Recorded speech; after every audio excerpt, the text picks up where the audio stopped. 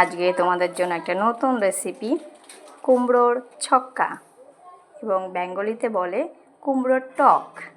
তার জন্য চলো, এদিকে আমি কুমড়ো নিয়েছি, ছোট ছোট করে কেটে নিয়েছি। এবং কুমড়োর ছক্কা করার জন্য মেন যে জিনিসটা তেঁতুল। চলো এরপরে আমি তোমাদেরকে দেখাচ্ছি কিভাবে কুমড়োর ছক্কাটা তৈরি করব। এদিকে আমি তেলটা দিয়ে দিয়েছি, কড়াই গরম হয়ে গেছে। এবার দিয়ে দেবো শুকনো লঙ্কা ফোড়ন, আর দিয়ে দেবো সর্ষে ফোড়ন পরিমাণ মতন।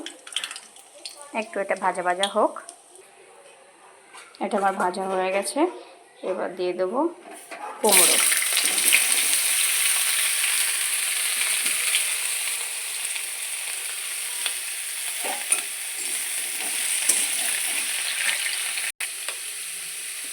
এবার দিয়ে দেবো পরিমাণ মতন লবণ, পরিমাণ মতন হলুদ, আর 4টে কাঁচা লঙ্কা।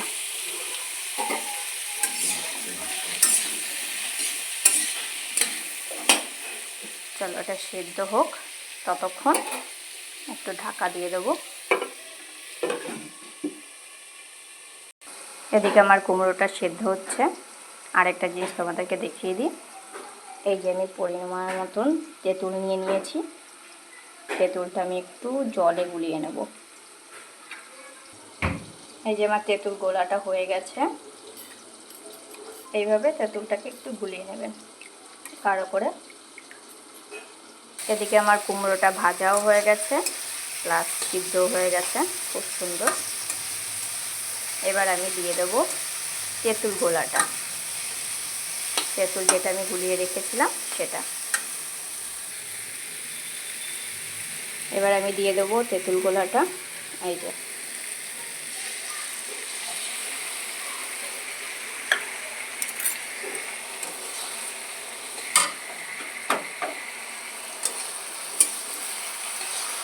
এটা একটু টক টক এবং একটু মিষ্টি মিষ্টি লাগবে।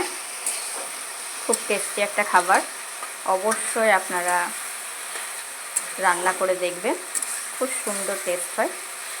তো এরকম থাকবে না, এরকম আস্তে আস্তে থাকবে না, কুমড়োটা পুরো গলে যাবে, আর একটু হবে। আর কুমড়োর ছক্কাটা রেডি হয়ে গেছে। এবার আমি একটু স্বাদের জন্য চিনি দিয়ে দেব।